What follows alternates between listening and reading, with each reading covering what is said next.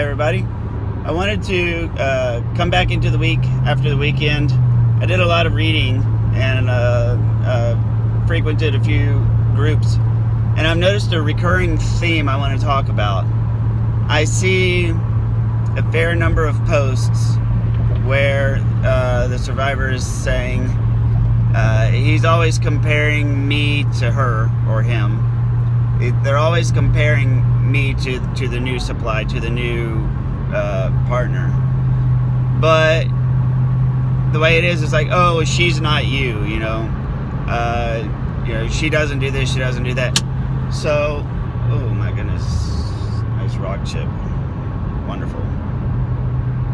All right, and I'm getting a rock chip on my commute. That's great. So the notion of saying, well, she's not you, and what they're talking about, it's a first of all, this is Pickup Arts 101, what they're doing. This is Pickup Arts 101, dark psychology, gaming, manipulation. It's done to evoke jealousy, is what it does. And you don't think it makes you jealous. It's a different form of jealousy. Estimated time in traffic, 10 minutes. It's where it's not like, oh, they're with somebody, they're with who I want and I hate them. It's not that. It's different. It's a type of jealousy that is mixed in with some cognitive dissonance and just with some confusion. So it's a simultaneous confusion with a whole lot of emotions. And it's a very confusing statement. And that's one reason why it works so well.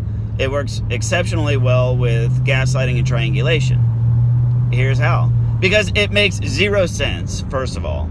Why are you telling me about your problems with your new girlfriend? You dumped me, yet here you are telling me the positive attributes that I have and comparing them to the negative attributes of this person who you were cheating with or apparently now choosing to be with. Why would you do that? So it makes no sense. And that's exactly what it's meant to do. It's an exercise in making you think about them in their absence. So it does nothing more than just make you think about them. That's the intent.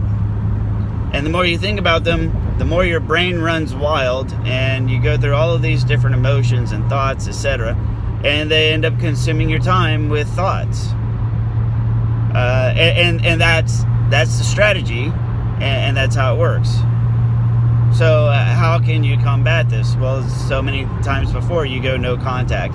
And second of all, you have to know your enemy. You have to know the weapons you're facing. And this is a very specific weapon. Statements like this are done nothing more than to just make you spend your time thinking about this person. And positive, negative doesn't matter, because as long as you're thinking about them, you're not thinking about somebody else or something else or doing something else. It's done just to monopolize your time. So that's really the point of this tactic, is two things: steal time away from you from doing other things, and to make you think about them. Even though it's negative, it's still better than nothing. And it's especially effective because they're simultaneously complimenting you and insulting you, and they're simultaneously complimenting who they're with and also insulting them. So when done correctly, like from an aggregate perspective, the aggregate emotions of it it balances. It's fairly neutral. And that's one reason why it's so confusing, is because it's neither hoovering, it's neither like an attempt to get you back, but it's also not like a supposed to be like an open stab to the heart. It's confusing, and that's the whole point of it. So whenever you start to see these comparisons, what do you do? Well, if you're going to reply, first of all, You got to say something like, well, I hope you figure out your confusion. Or you just say, sounds like you're confused and don't know what you want. I wish you the best of luck. I've got plans, so bye.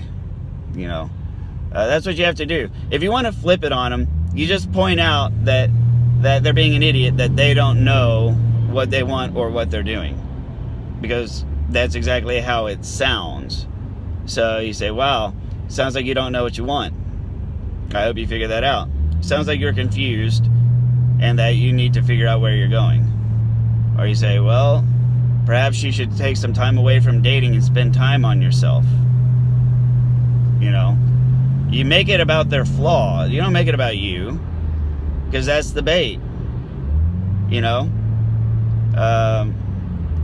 If they were a fisherman and you were a fish, and you walk up and you see this hook with a worm on it, you want to be that fish that swims up to the surface right next to the hook where they can't catch you, and then you look at the fisherman and say, wow, problems with the wife again?